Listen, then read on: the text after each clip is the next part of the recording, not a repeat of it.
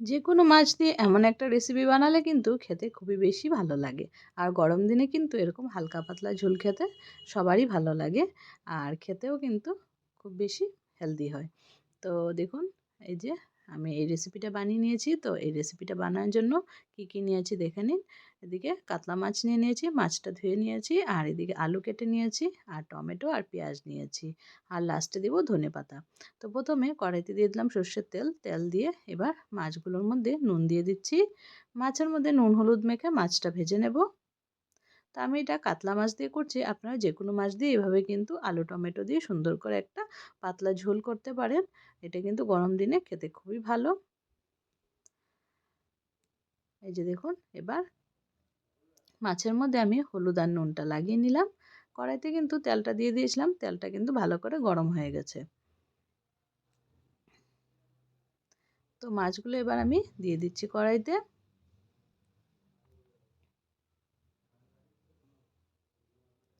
মাছগুলো ভালো করে ভেজে নেব। দুটো পাশ সুন্দর করে লাল লাল করে ভেজে নেব। তো দুটো পাশই সুন্দর করে ভেজে নিচ্ছি। এই যে দেখুন, তো এই মাছটুকু ভেজে নিয়ে তারপর আরও যেগুলো মাছ আছে সবগুলো ভেজে নেব। তো মাছালাটা কিন্তু মাছের টুকরোগুলো একদম ছোট ছোট করে দিয়েছে। জানি না এভাবে কেন কেটেছে।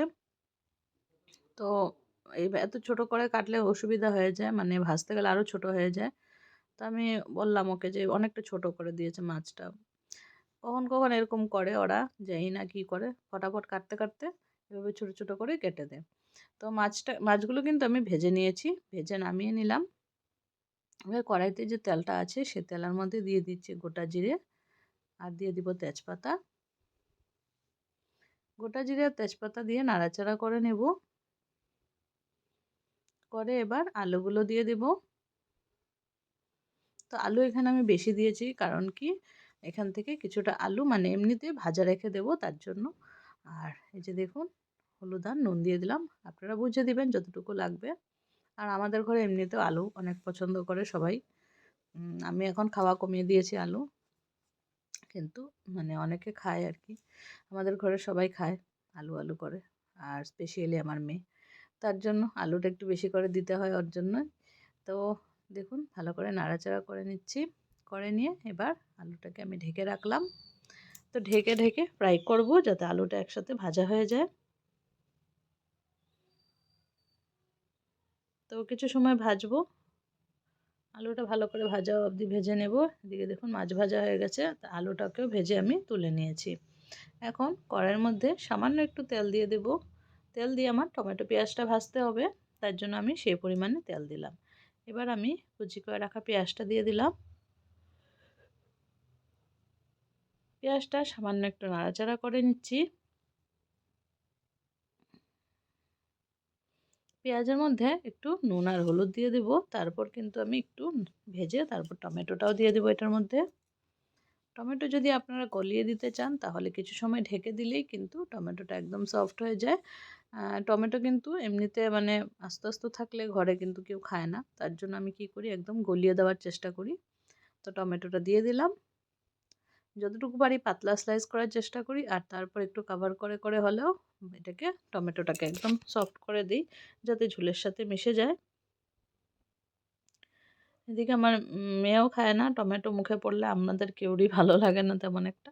তার জন্য কি করি একদম মিক্স করে দিই। এই যে দেখুন, আমি কিছু সময় ঢেকে দিয়েছি যাতে টমেটোটা সফট হয়ে যায়। আর ঢেকে দিলে কিন্তু খুব চটজলদি সফট হয়ে যায়। এবার দিয়ে দিলাম লঙ্কার গুঁড়ো,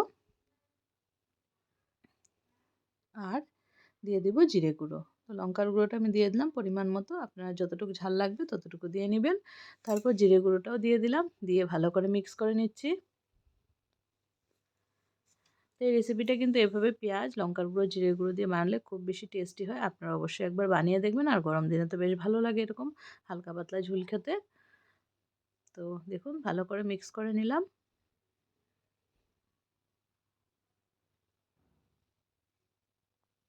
ভালো করে নাড়াচাড়া করে নিয়ে মশলাটাকে সুন্দর করে কষিয়ে নিয়েছি।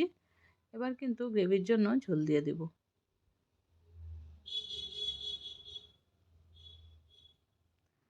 এখন গ্রেভির জন্য এটার মধ্যে ঝোল দিয়ে দিচ্ছি। পরিমাণ মতো ঝোলটা দিয়ে দিব। যতটুকু আমার লাগবে। যেহেতু আমি আলুটাও বেশি দিয়েছি, কয়েকটা আলু আমি ভাজা রেখে দিয়েছি নামিয়ে সাইড করে, আর বাকিগুলো কিন্তু তরকারিতে দিয়ে দেব। তো ঝোল এতটুকু দিয়েছি, ঝোলটা দেখুন ফুটেও উঠেছে। এবার এটার মধ্যে ভেজে রাখা আলুটা দিয়ে দেব, মাছটা কিন্তু আমি এখানে পরে দেব।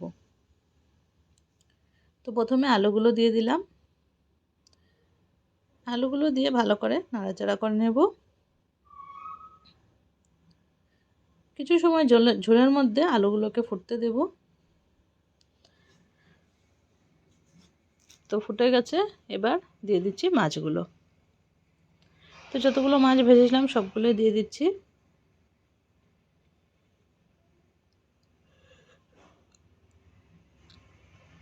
সবগুলো মাছ আমি একটা একটা করে এটার মধ্যে দিয়ে দিলাম।